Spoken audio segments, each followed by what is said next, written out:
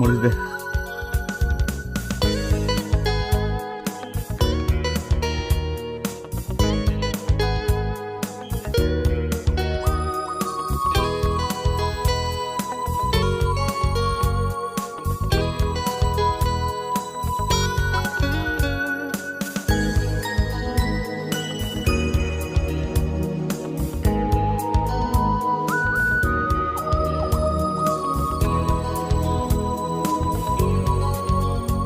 খাইছো ভাই?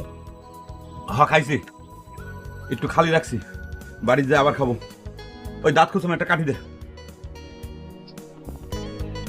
কিরে বিল কত হয়েছে? বেশি না, 40 টাকা। এই বিল দে। টাকা নাই, আবেদালি দিব। এই আবেদালি দিব মানে? বেল ওঠার আগে